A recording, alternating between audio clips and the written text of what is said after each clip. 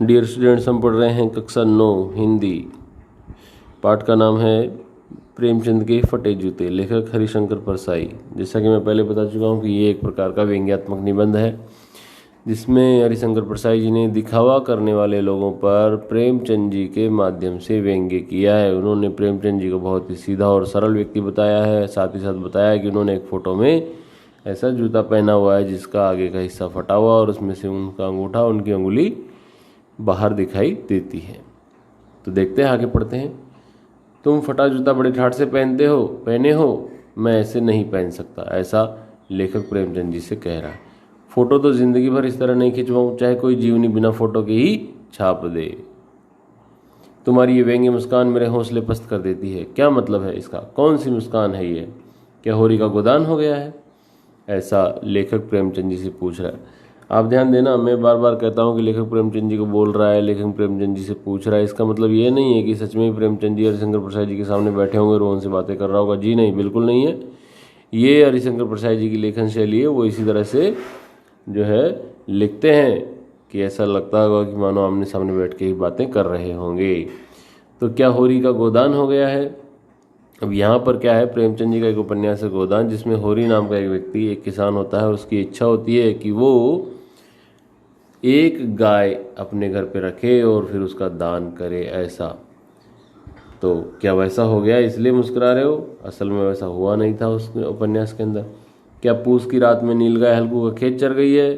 ये एक कहानी है जिसमें पूस की रात कहानी में एक किसान होता है जो रात में अपने खेत की रखवाली करता है और बहुत ठंड के कारण उसका एक दिन कुत्ता मर जाता है और इसी तरह से वो भी और उसके खेत को नीलगाय चर जाती है। तो उसके बारे में यहाँ पर लेखक ने कहा है। क्या सुजान भगत का लड़का मर गया क्योंकि डॉक्टर क्लब छोड़कर नहीं आ सकते हैं? तो इस प्रकार से ये प्रेमचंद जी के अलग अलग रचनाओं का उदाहरण यहाँ इन्होंने दिया है। आगे देखते हैं। नहीं, मुझे लगता है माधव औरत के कफन के चंदे की शराब पी गया, वही मुस्कान मालूम होती है। मैं तुम्हारा जूता फिर देखता हूँ, कैसे फट गया? ये मेरी जनता के लेखक अर्थात कवि फिर से पूछ रहा है कि हे प्रेमचंद जी, आपका ये जूता आखिर फटा कैसे? क्या बहुत चक्कर काटते रहे? क्या बहुत घूमते हो? क्या बनिए के तकादे से बचने के लिए मील 2 मील का चक्कर लगा कर घर लौटते रहे? बनिए के तकादे अर्थात बनिए से यदि उधार लिया जाए और उसको उधार चुकाया ना जाए तो फिर वो बार बार कहता है कि मेरा पैसा चुकाओ, मेरा पैसा चुकाओ। उसी को बोलते हैं बनिया का तकादा। तो क्या उसको उससे बचने के लिए तुम इधर उधर से घूम फिर के दूसरे रास्ते से आए घर पे?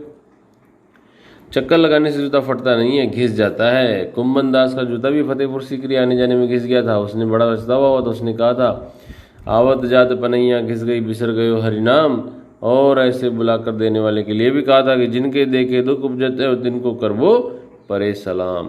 कुंभन दास जी, भाई आप हो सकता है नाम नहीं जानते होंगे, वल्लभ संप्रदाय के वल्लभाचार्य जी की जो 8 शिष्य थे उनमें से एक थे कुंभन दास, और वो नाथद्वारा में रहते थे। एक बार अकबर ने जब आगरा में दरबार लगाया था तो वहाँ पर इनको भी बुलाया और ये चले गए। लेकिन जब वहाँ से वापस आए तो उन्होंने कहा कि वहाँ तो कुछ मतलब नहीं था, बेकार में गए और बेकार में आए। और उसी बात के लिए इन्होंने ये कहा था कि आवत जात पनैया घिस गई बिसर गयो हरिनाम। पनैया मतलब जूते, आते जाते हमारे तो जूते घिस गए, चप्पल घिस गई और भगवान का नाम भी भूल गए। और साथ ही साथ में क्या हुआ, जिनके देखे दुख उपजता है तिनको करबो परे सलाम। जिनको देख करके ही दुख उत्पन्न होता है उनको सलाम करना पड़ा, अर्थात बहुत बुरी स्थिति। तो इस प्रकार से बार बार ज़्यादा चलने से तो पैर जूते घिसते हैं, फटते नहीं हैं। यही बात तो लेखक पूछ रहा है प्रेमचंद जी से कि चलने से तो जूता घिसता है, फटता नहीं है, तुम्हारा जूता कैसे फट गया? मुझे लगता है तुम किसी सख्त चीज़ को ठोकर मारते रहे हो। सख्त मतलब कठोर चीज़ को। कोई चीज़ जो परत दर परत सदियों से जम गई है उसे शायद तुमने ठोकर मार मार कर अपना जूता फाड़ लिया। कोई टीला जो रास्ते पर खड़ा हो गया था उस पर तुमने अपना जूता आजमाया है। देखो यहाँ जो ये लाइनें कही है कि कोई चीज़ को ठोकर मार मार के तुमने अपना जूता फाड़ लिया, इसका तात्पर्य यहाँ पर यह है कि जरूर ही तुमने समाज में फैली हुई बुराइयों के खिलाफ बार बार बातें लिख लिख करके उनको मिटाने का जो प्रयास किया है, शायद उसी कारण आपका जूता फट गया है।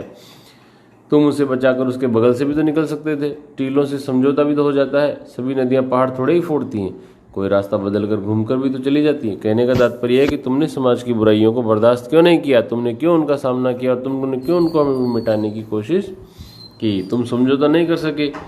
क्या तुम्हारी भी वही कमजोरी ही थी जो होरी को ले डूबी, वही नेम धर्म वाली कमजोरी? नेम धर्म अर्थात नियम और धर्म। नेम धर्म उसकी भी जंजीर थी। जंजीर मतलब बंधन, अर्थात वो नियम और धर्म के अनुसार ही चलता था। मगर तुम जिस तरह मुस्कुरा रहे हो उसे लगता है कि शायद नेम धर्म तुम्हारा बंधन नहीं था, तुम्हारी मुक्ति थी। अर्थात तुम नियम और धर्म में ही रह करके चलना चाहते थे और उसी से तुम्हारी मुक्ति होने वाली थी।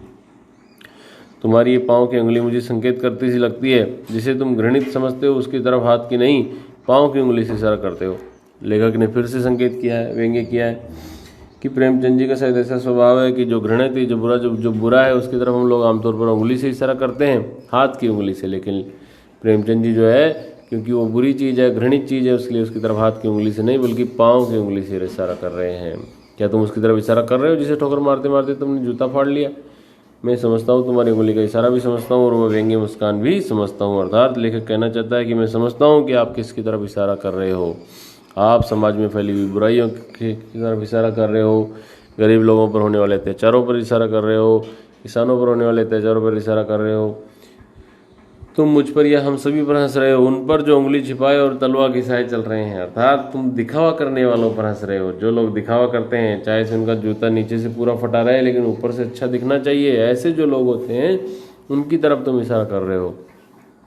उन पर जो टीले को बरकाकर बाजू से निकल रहे हैं, अर्थात बरकाकर अर्थात टीले को भूल करके, अर्थात रास्ते में कोई रुकावट आए, बाधा आए तो उसको छोड़ करके दूसरी तरफ से निकले जाते हैं जो लोग, उनकी तरफ इशारा कर रहे। तुम कह रहे हो मैंने तो ठोकर मार मार कर जूता फाड़ लिया, उंगली बाहर निकल आई पर पाँव बच रहा है और मैं चलता रहा।